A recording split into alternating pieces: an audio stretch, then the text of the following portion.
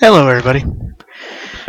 Alright, today we're going to be talking about birth certificates and your slavehood. Now, you might be asking how they're connected, but basically, birth certificates originally around the 1790s to 1830s were only issued to slaves. I cannot confirm whether or not that was true for all countries or just the Americas as I've been researching. But basically, up till about, I'd say 1795, and some would dictate the year here and there, but basically, in the Americas, you were not given a birth certificate of ownership, basically, because only thing that was owned were slaves. After about 1795 or so, they started issuing these. And I'm going to go into a bunch of details involving this, including how you're supposedly filthy rich and also a slave, and how basically you can write off most of your debt, if not all of it, and that's basically what's going on. And most people don't know this, so here we go. First and foremost, people, these are only issued by states of your country, provinces thereof, I believe, and basically they're only issued when there is a reason of live birth at a hospital, clinic, you get it. This one here is from Louisiana. I'm not going to go into the little details because they're not really necessary. But this is actually a very big document you need to know about. There are several major things involving this that I want to start talking to you about early on. And it all basically has to do with you basically being registered as a slave. Now, there's two parts of this really you should know. And there's a lot of different details, so I'm going to try to get through as quickly as I can.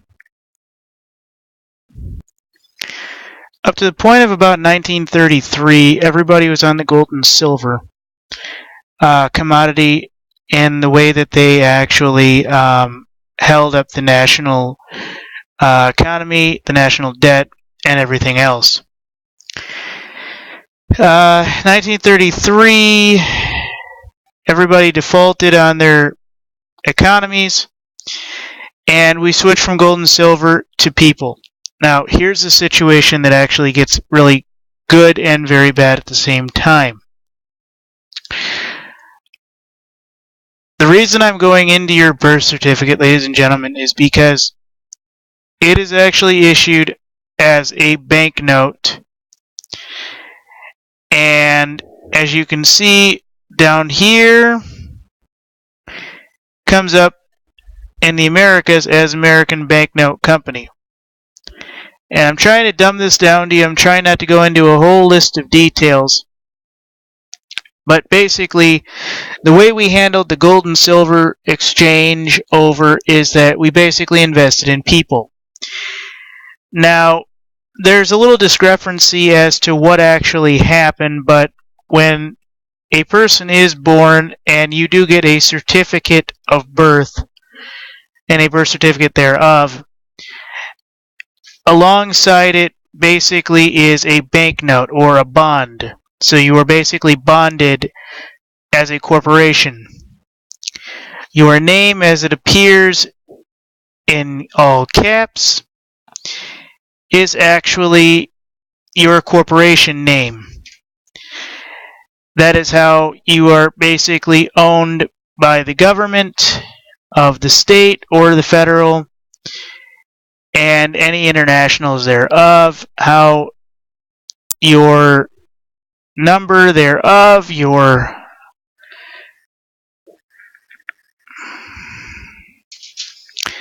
issued a number, and when you look at this number, it will actually be your bond number. I believe it has to do with your social security number, plus 3 letters with three numbers at the end, which represent the Federal Reserve Bank in your area. There's 12 districts in the U.S.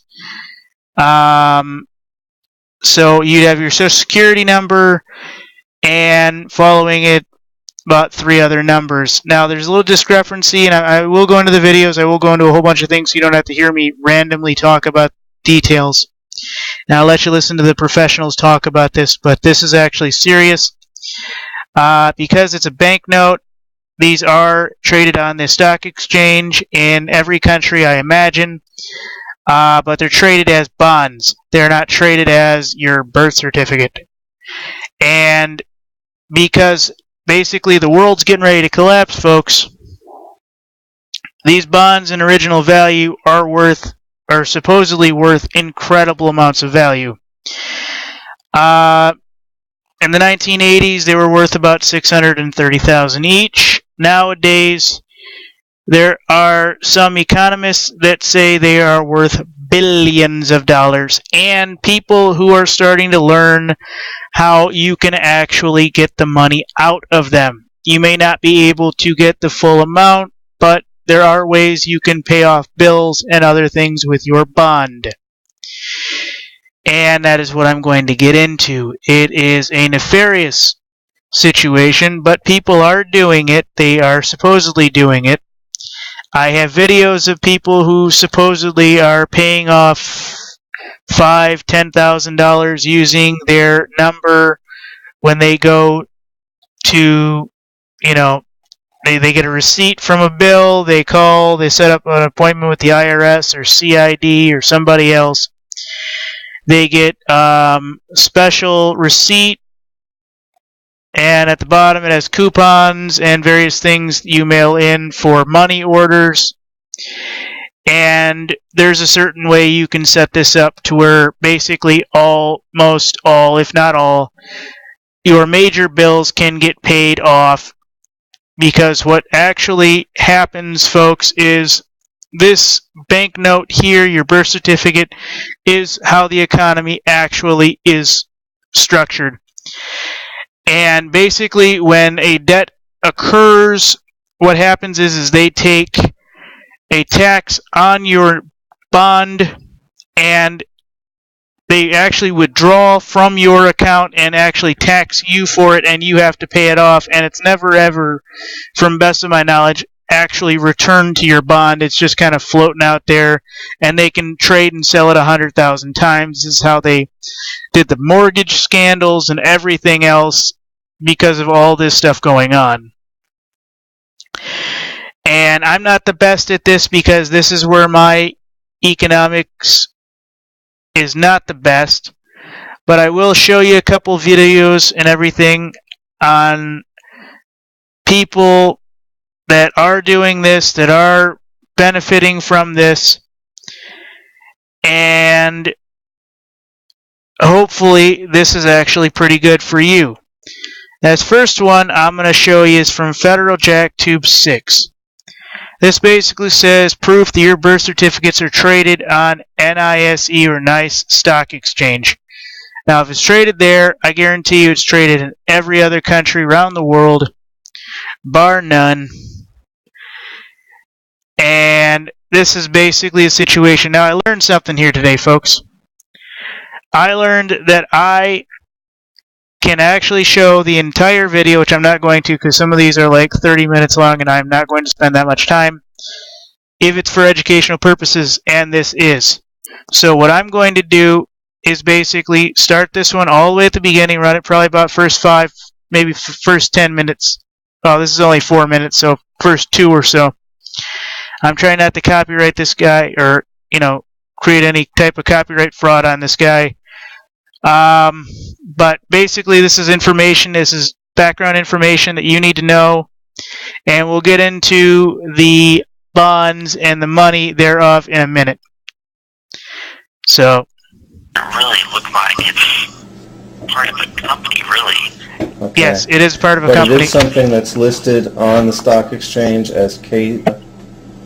Yeah, it does pull up under that. And does it have a value associated with it? Yes, but I don't think this is correct. I don't even think that it actually, I mean, it's saying that it's $1 million, which is not right. Why would that be incorrect in your estimation? Well, because it's showing underneath that 0%, and it's not showing anything that it closed on. I So see. if it existed, it would have closed on an amount from yesterday. But it's saying that it is on the stock exchange, and that's claiming that it's $1 million in value. Yes. But I honestly don't think it's correct. I've never seen something like this before.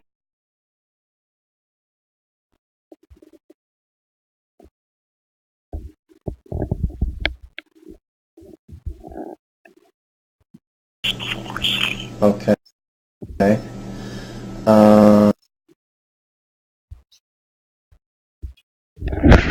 Hang on. There's a couple other letters too. I don't know if this is right or not. At the very end of part of the description, it says PVT. Private. Yeah. Okay. Where is that? That's at the end of the 5? Alright, like all these folks, I will give you the source and you can look at its entirety. What I want to get into is the information on this, because this is actually very important here. This guy actually found out how to get his number off his birth certificate and take it to a stockbroker, and basically he gave him the digits, and he basically was able to find proof that his birth certificate, the bond basically, is traded on the stock exchange, and so there is real world value to your birth certificate. Now, I don't really believe that,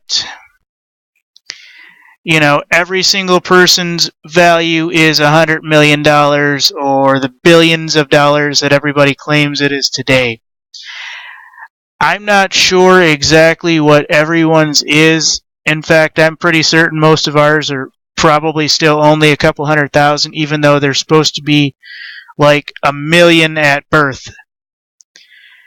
And this was set up basically under the Founding Fathers, that basically every human is worth a certain amount and everything else, but it wasn't really actualized till about the 1930s, when a birth certificate was given and a bond was attached to it, which is exactly what the birth certificate is. It's a bond or a bondage of your, So basically, this is the idea. Garco finds out that the Military Industrial Complex Company owns his birth certificate, which is supposedly $1 million, by calling a stockbroker and giving the digits that are in the bottom right of the birth certificate. Garco finds out that basically his birth certificate is owned by the Military Industrial Complex. Okay, so this unfortunately is doubled. I have a lot more. Hang on.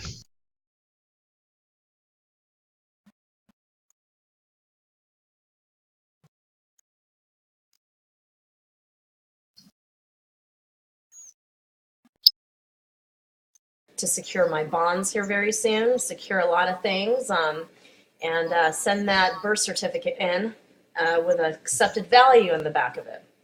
That's what you're supposed to do. When you get your birth certificate, if you want to claim that money that's in your treasury account. Hang on, I'll explain some of this, folks. Let me rewind here. When they registered you, or the babies, into corporate America, they also created a bond. and which is worth $1 million. So now it's worth billions of dollars. So Supposedly. our right, we have the right to claim it back. I'm not too sure about accessing the Treasury. I'm not really sure with that information. However, you can use that account against all the debts that you've had, all the debts to pay off everything that you've ever struggled for, the debts, the creditors that are going after you. You can use that. And basically what it is, it's, by writing on the utility bill or any other little bills that any company sends you, you write accepted for value, exempt from levy.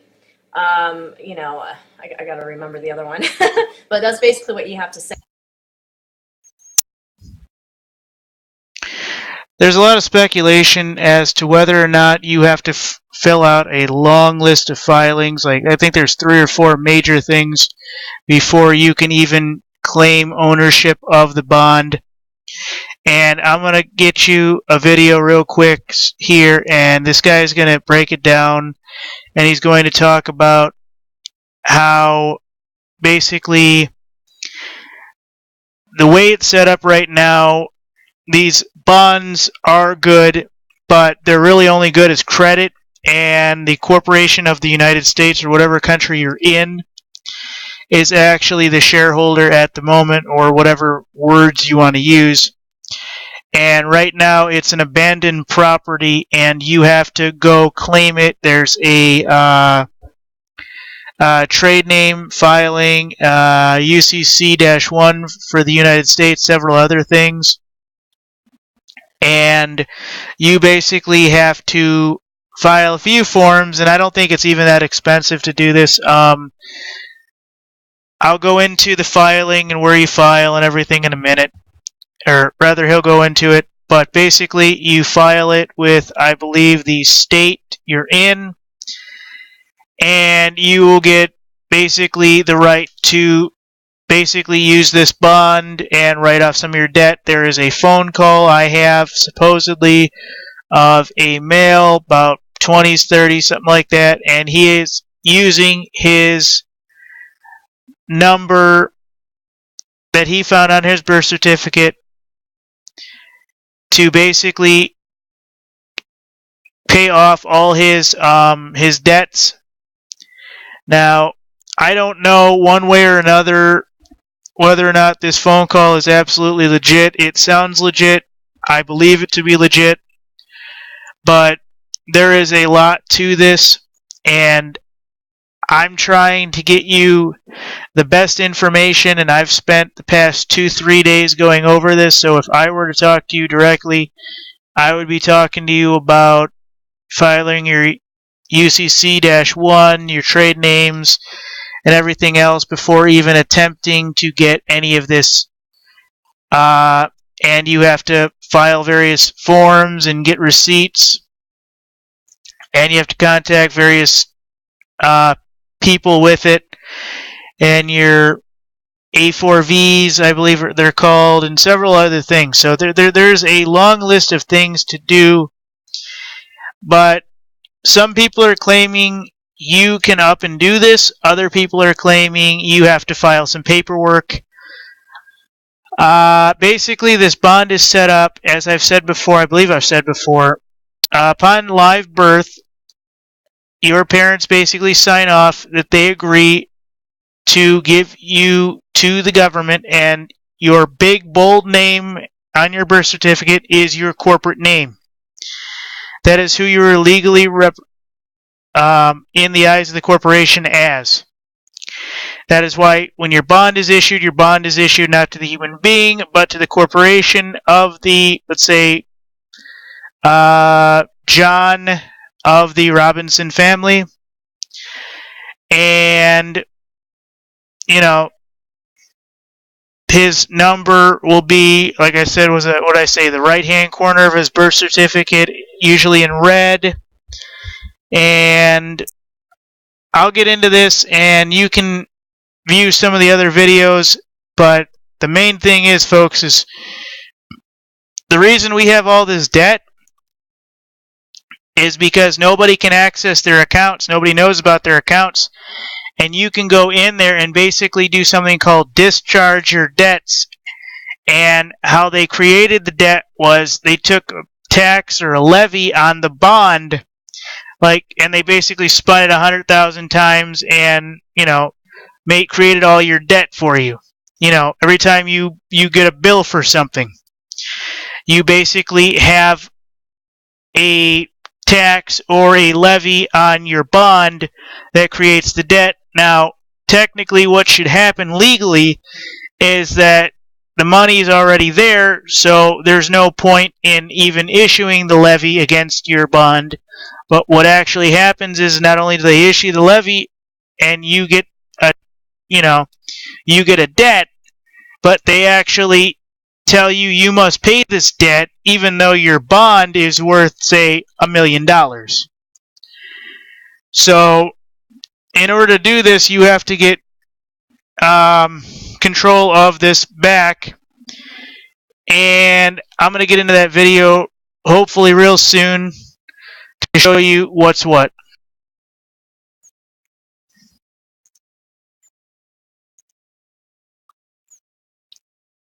Access your exemption account, and I'll go into the filing and everything, and he'll talk about it, and then I'll try to sum up as many details, and then I'll do the one on the phone call to the IRS, because I think this is actually very important. I love that. Alright, making a video. Doing the video thing. When the United States declared bankruptcy, it pledged all Americans as collateral against the national debt, and it confiscated all the gold. And if you recall, in 1933, the president did that through executive order, House Joint Resolution 192. Everyone had to turn in all their gold. And I'll tell you about everything in a minute. Their gold-backed U.S. in terms of how this is legal, in exchange for Federal Reserve notes. Anyway, so confiscating all the gold eliminated the means by which anybody could pay for anything. It also assumed legal responsibility for providing a new way for you to pay, and it did that by providing what is known as the exemption. An exemption from having to pay for anything. In practical terms, though, this meant giving each American something to pay with, and that something is your credit. Your value to society was then and still is calculated using actuarial tables, and at birth, bonds equal to this average value are created. Supposedly about 630,000. It's currently between $1 and $2 million.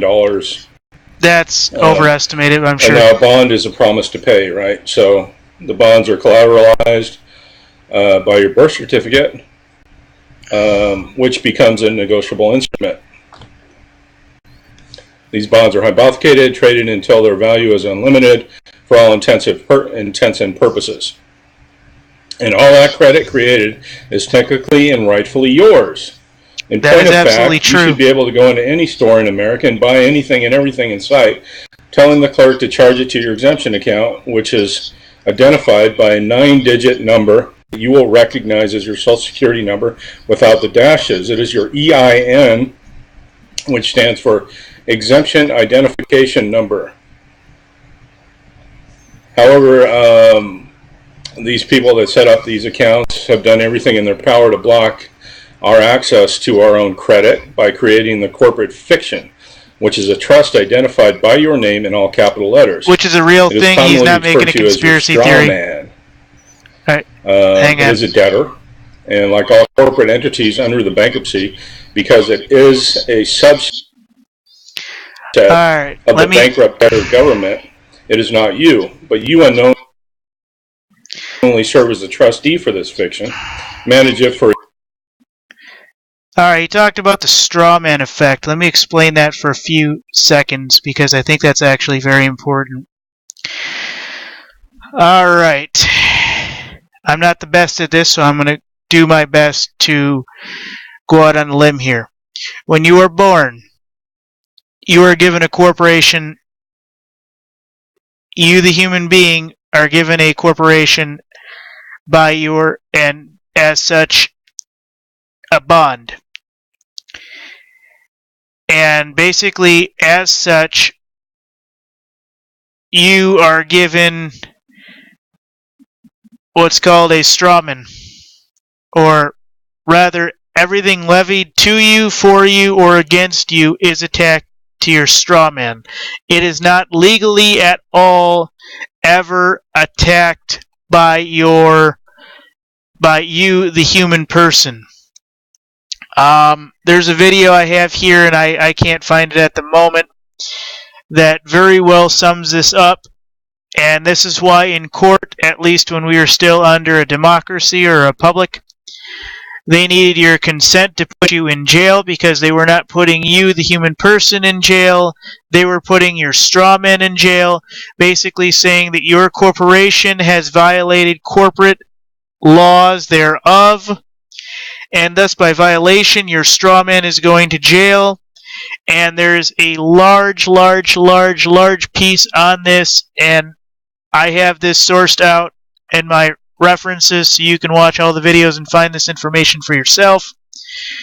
But basically, this strawman, or as I like to call it, strawman effect on your corporate fiction, which is an actual term, is the actual corporation set up to handle the bond. And that is why it is necessary that you get your papers together and get this to where you and your family can actually pull from these bonds, folks. There are people learning how to do this. And my father kind of hinted at this when he was trying to get his house back, but it all has to do with the varying degrees of who's buying what and whether or not they can put forward the note, details on the receipt, and everything else. I'm trying not to get overly into this, so let me go back to this so that you understand what this guy's at least trying to talk to you about, because I went into this with almost no complete knowledge.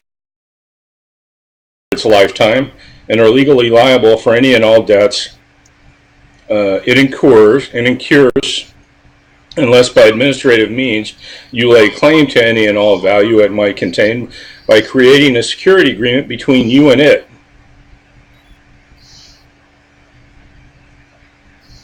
Sounds easy enough, doesn't it? Once you have done this, no other fiction can have any dealings with your fiction without your express permission as a creditor and creator of its value. It cannot even be sued without your permission. In fact, no court, government agency, law enforcement agency, attorney, or other corporate entity can transact business of any kind with the strawman without your permission. It is the one thing that every judge has drilled into his head, that the court must have your consent before it can prosecute your strawman, rule, or put you in jail. You, the unwitting surety for the straw man, which is a fiction, cannot be put in jail. Because it's not you that they're prosecuting, it's the straw man. And because it is your property, they need your consent for their fiction court or attorney to transact business under Admiralty Commercial UCC law with your straw man. The person in the black robe sitting in front of the court is a man on the land operating a corporate fiction called a court, which can only do business with other fictions. Your straw man. If you have ever looked at a summons, a complaint, which typically starts a legal proceeding suit, you will see it identifies the parties involved as plaintiff and defendant are always spelled in all capital letters because they are fictions. Clever still, the United States contracted with the Federal Reserve to use its private copyrighted script, the Federal Reserve note, for all debts, both public and private.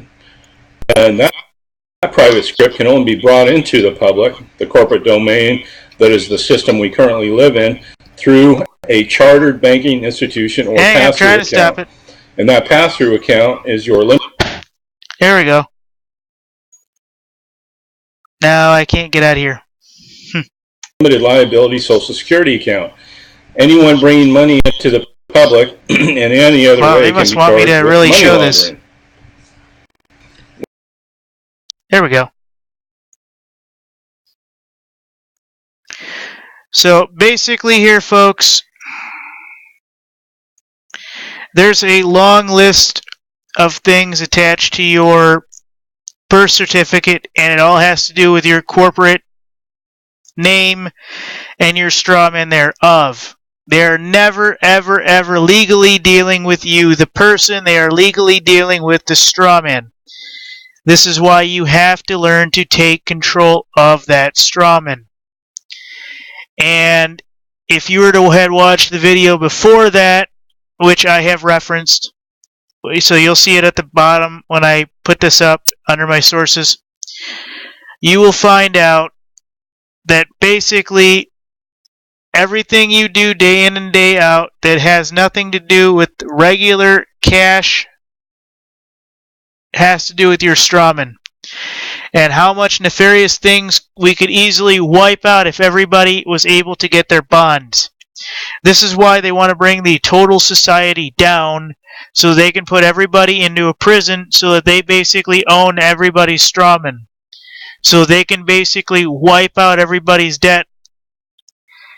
And that's actually how they're going to bring on the new currency, is that basically they're going to go back to that bond being worth way more than anything you have. Problem is, they don't want to give you that money because that money isn't really money.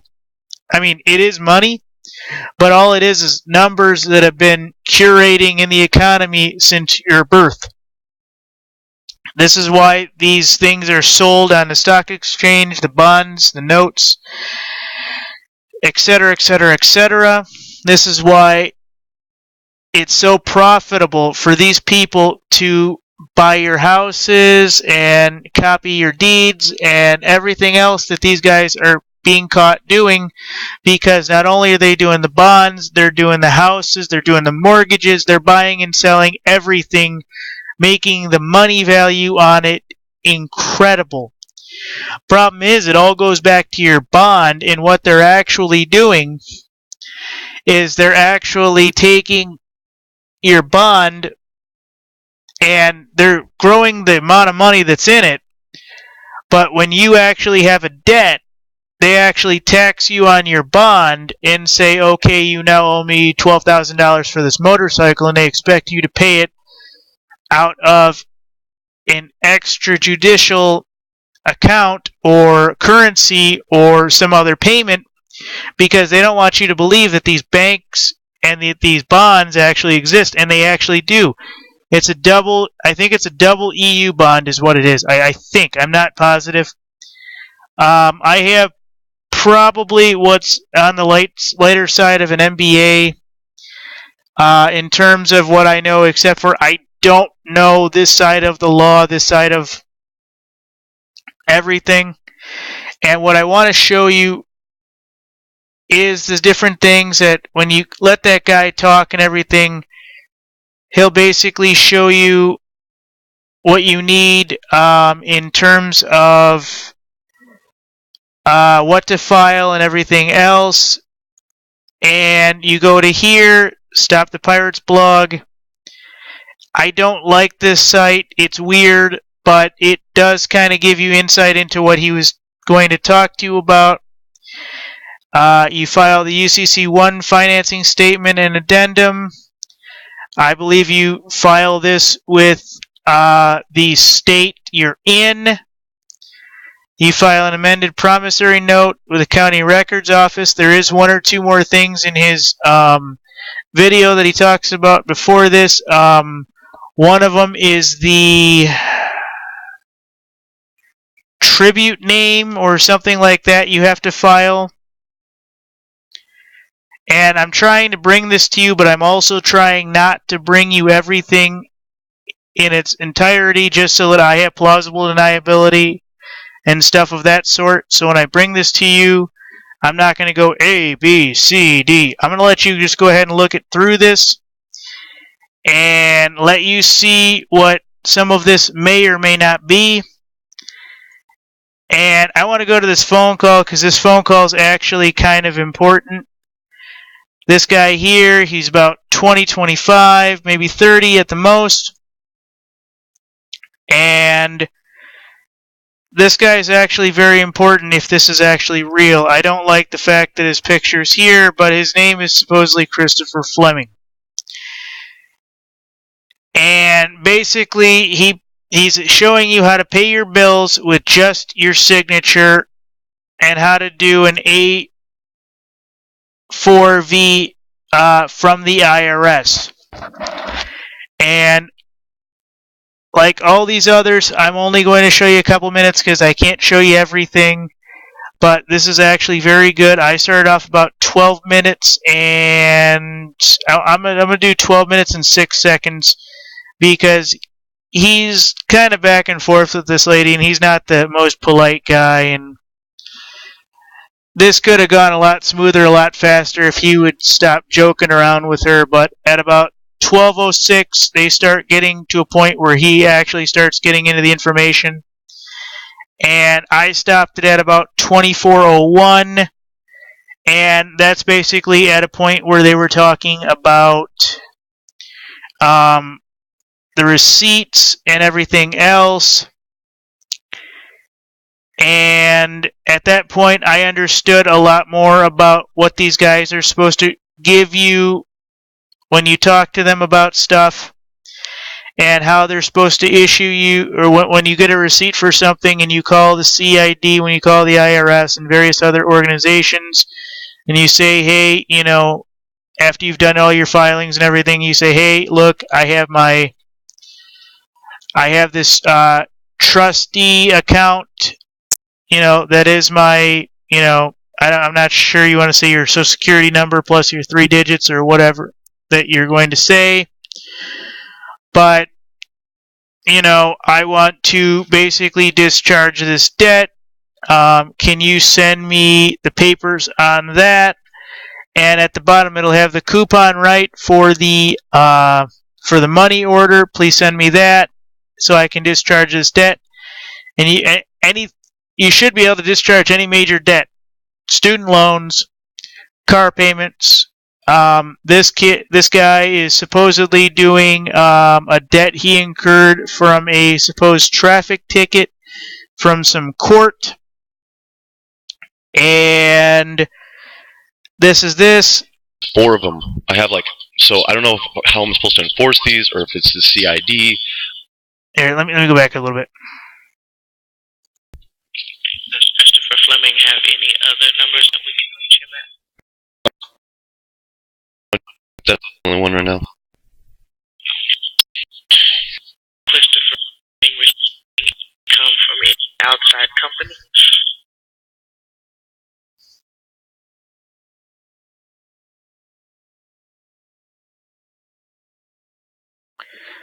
Alright, so what I want to do is I want to play this at about...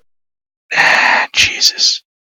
I want to say 12:19. It may not let me do this anymore because I am using XSplit and it may not allow me to do this. So I need to learn. I need someone to tell me how to actually fashion these money orders so that they'll go through. Or do I need to send it directly to the IRS? Do I send it to the bill? Do I send it to the creditor? Like, do you know how this stuff works at all? Do you know what I'm talking about? Yes, I think I'm aware of what you're talking about. Okay, so here's what I got on my thing. I put money order for money, and then I put paid to Municipal Services Bureau, and then in the amount of, and then I leave it blank, right? And then I crossed out the amount due, and then I put my initials and authorized representative. And then I put by Christopher Fleming, the all capital, and then I put authorized representative, and then I signed it. Like, I actually put my signature on there. And I said, please adjust this account. And then on the back, when you flip it over, it says, for deposit to U.S. Treasury, for credit to Municipal Services Bureau, for account number, and then I put, because on here it gave me, a case number. So instead of, putting, if it was, a bill for, a bank or something, instead of putting the account number, I just put the case number. Is that going to work, or? So this is a money order that you're trying to fill out in the amount of how much? Well, that's what I was calling about, because I was told that it's my understanding that we should just leave the amount blank because the IRS CID division actually figures out, they like work out some kind of settlement, or like they discount the amount of the remittance. Because the original amount that they say that Christopher Fleming owes is $1,333. So I crossed it out. Should I leave that on? Should I put in the amount of 1,333? And do I send it back to the court, or do I send this into the IRS and then the IRS will set off the account? Or how does the discharge actually work? Because it's kind of frustrating when I've sent out like 4 of these things already and they're just all being ignored. Okay, and who gave you the discharge? Who gave me the discharge? Yes, how did you go about getting the discharge? I haven't done it yet. That's what I'm trying to figure out. I have it right here in front of me. Like, they sent me a bill. They sent the legal person, Christopher Fleming, a bill. So I got the bill, and then I wrote all this out on top of it. Because it's my understanding that we can just pay for all this stuff with our signature, because there is no money. And I'm sure you know about all that, like HJR 192 and Public Law 7310, where you can't pay a debt with a debt, and basically the U.S. obligations are to set off or discharge any debt that comes to the straw man. So I have proof of a bill here for the all capital letter Christopher Fleming. So now I'm trying to set it off. But I'm just trying to figure out which is the proper way to do it. Do I send it to you guys? Do I send it to the court? Is everything, just from what I've told you, does all the information that I need on here? Because it's my understanding that to be able to create a negotiable instrument, all it has to have is a date for set off, an amount that's due, and an acceptance. So basically, like, if I tell them I'm accepting this presentment, right? Am I doing it all right? It looks like there might be some errors there. Now, what court is it that you're trying to send it to? It's for Municipal Services Bureau. See, that's what I don't understand. It's for a court that's in Southern California, but then they want me to send this remittance to some Municipal Services Bureau in Austin, Texas. So, but it's for Moreno Valley Court. It was just for like a speeding ticket or driving without a license. I don't remember what it was. Okay, so you're trying to pay a traffic violation. Well, I'm trying to set it off, not pay, because if I was going to pay, I'd have to send them the Federal Reserve notes or give them a credit card number or something, you know? So I'm trying to set it off. That's the idea, folks. Just get it set off, and that's it. With my Treasury Direct account number. Treasury Direct account number. Okay, what's in the Treasury Direct account number? Well, it's my understanding that when I was born, I was born the man. So what happened was there was an obligation, because what happened is in 1933 they took and sold all the birth certificates to insure the national debt, because there was no money. We were in debt. So they said what we're going to do is we're going to create these all capital letter straw mans. It's all in Roosevelt's inaugurational speech, where he goes through and basically says you can't pay a debt with a debt. So therefore, I have this bond that was created at my birth. It's my birth certificate. That's why my birth certificate was printed on bond paper, because it is a bond. So that bond was sold to insure the national debt. Well, when they did that, they said that the Supreme Court said that our remedy was through HJR 192 that we may set off and discharge any public debt that comes to the all capital letter straw man name. So that's what I'm trying to do. And I've tried to do it on my own, where I sent the remittance back into the company and they just ignored it flat out. HSBC I sent them this remittance, so I don't know if they took my remittance and they cashed in on it and then they sold it again to a collection agency, or if I did it wrong, if I'm supposed to send it to the... Right, so he's just getting information. How I do that? Do I need to send in the coupon with it? Do I send that directly to the creditor? Do I send that to the IRS? How does this... Can you tell me more about this process, please? Here's the part that's worthwhile. See, now, unemployment is taxable. Does Christopher Fleming know that? I have no problem. If you guys will send me a statement to close out the account for everything I owe you guys, for everything the legal person, Christopher Fleming, owes you guys, then I will set off the amount. I will extend you guys the credit that you're requesting. If you send me a remittance, or if you send me a statement, then I will send you guys the remittance, and I'll become the due holder in course. Since I don't understand is I become the due holder in course on this, and they just ignore it. So do I have to How do I enforce these things is what I'm trying to figure out, because they're just ignoring it. And I feel like they're just keeping all my remittances, and it's totally unlawful. Like, they have to, the law says that they can't refuse payment, and they're just refusing payment every time. So, or they tell me they only accept cash or credit cards, and it's just like, no. That's not the case at all. If you're a legal entity, you need to have an order so that you can go ahead and move forward to the next issue.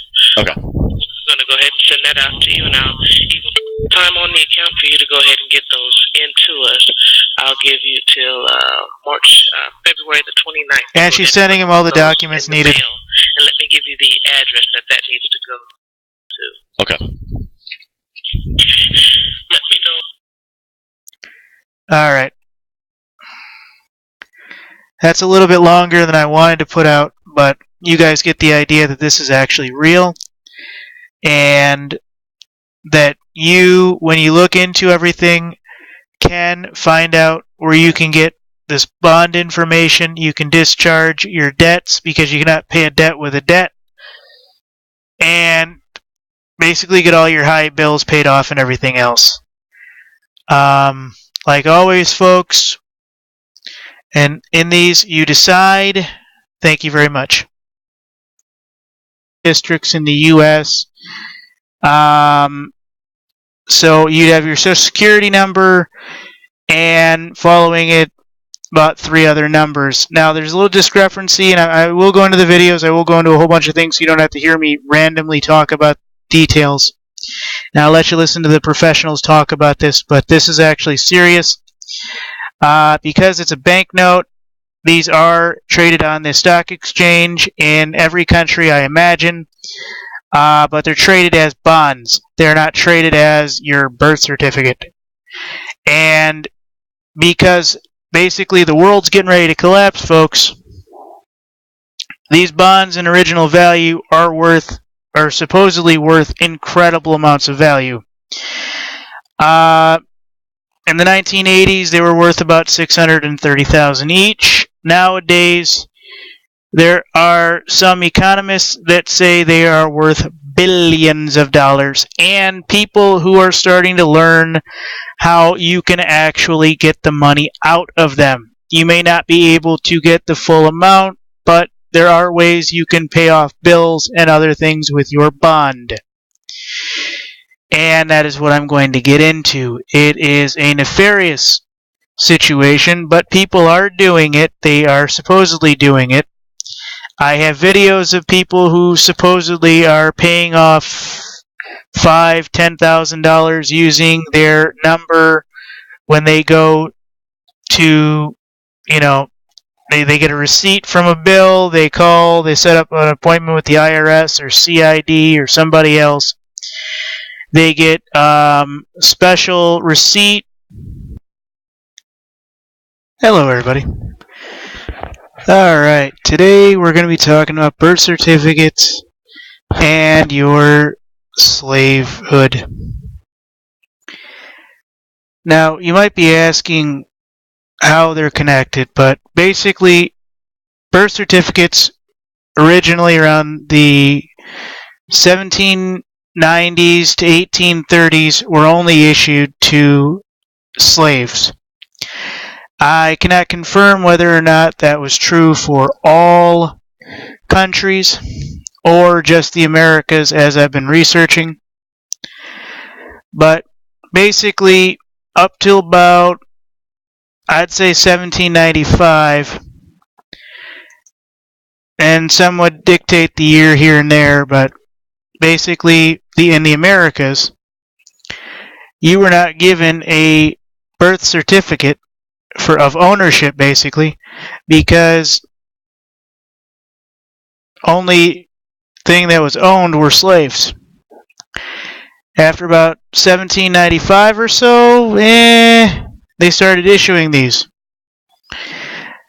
And I'm going to go into a bunch of details involving this, including how you're supposedly filthy rich and also a slave, and how basically you can write off most of your debt, if not all of it, and That's basically what's going on. And most people don't know this. So here we go. First and foremost, people, these are all, and at the bottom it has coupons and various things you mail in for money orders. And there's a certain way you can set this up to where basically almost all, if not all, your major bills can get paid off. Because what actually happens, folks, is this banknote here, your birth certificate, is how the economy actually is structured. And basically, when a debt occurs, what happens is they take a tax on your bond and they actually withdraw from your account and actually tax you for it, and you have to pay it off. And it's never ever, from best of my knowledge, actually returned to your bond. It's just kind of floating out there, and they can trade and sell it 100,000 times. This is how they did the mortgage scandals and everything else because of all this stuff going on.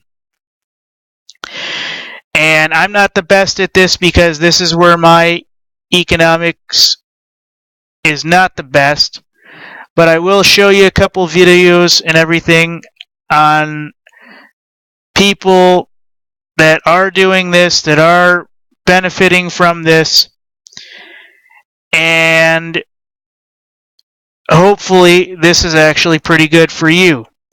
This first one I'm going to show you is from Federal Jack Tube 6. This basically says proof that your birth certificates are traded on NISE or NICE stock exchange. Now, if it's traded there, I guarantee you it's traded in every other country around the world, bar none. Only issued by states of your country, provinces thereof, I believe. And basically, they're only issued when there is a reason of live birth. At a hospital, clinic, you bet it. This one here is from Louisiana. I'm not going to go into the little details because they're not really necessary. But this is actually a very big document you need to know about. There are several major things involving this that I want to start talking to you about early on. And it all basically has to do with you basically being registered as a slave. Now, there's two parts of this really you should know. And there's a lot of different details, so I'm going to try to get through as quickly as I can. Up to the point of about 1933, everybody was on the gold and silver commodity and the way that they actually held up the national economy, the national debt, and everything else. 1933, everybody defaulted on their economies, and we switched from gold and silver to people. Now, here's a situation that actually gets really good and very bad at the same time. The reason I'm going into your birth certificate, ladies and gentlemen, is because it is actually issued as a banknote. And as you can see down here, comes up in the Americas as American Banknote Company. And I'm trying to dumb this down to you. I'm trying not to go into a whole list of details. But basically, the way we handled the gold and silver exchange over is that we basically invested in people. Now, there's a little discrepancy as to what actually happened, but when a person is born and you do get a certificate of birth and a birth certificate thereof, alongside it basically is a banknote or a bond. So you are basically bonded as a corporation.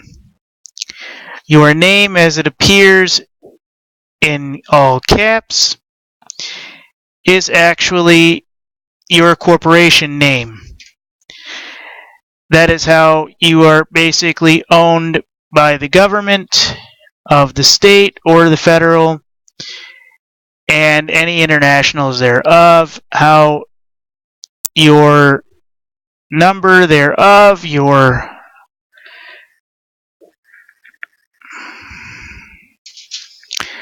issued a number, and when you look at this number, it will actually be your bond number. I believe it has to do with your social security number, plus 3 letters with 3 numbers at the end, which represent the Federal Reserve Bank in your area. There's 12